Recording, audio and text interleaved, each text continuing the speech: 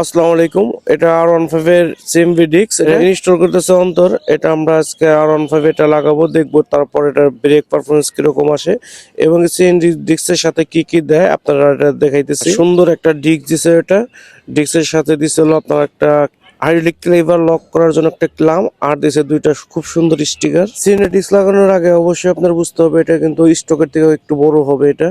এটা লাগানোর সময় অবশ্যই দেখে শুনে লাগাবেন যাতে টাল না হয়ে যায়। টাল হলে কিন্তু ব্রেক পারফরমেন্স খুব একটা ভালো আসবে না। আর এটা লাগানোর আগে অবশ্যই মাথায় রাখতে হবে সামনে ABS প্লেট আছে, ABS প্লেট যেন টাল না হয়, তাহলে কিন্তু ব্রেক ABS এ কাজ করবে। আর যে নাটগুলো আছে, যে 6টা নাট আছে, নাটগুলো অবশ্যই মাপ দিয়ে টাইট দিতে হবে। এক পাশ এদিক সেদিক হলে কিন্তু আবার ব্রেকের সমস্যা। তারপরেও কিন্তু আবার লিদেরও একটা কাপশিট ব্যাপার সেবার থাকে, এখানে কিন্তু যে ক্যালিবারের যে লকটা দেয় ওটা হবে না। এটার জন্য আবার লিদের দিকে এটা কাপশি করে একটা ক্লাম বানাইতে হবে।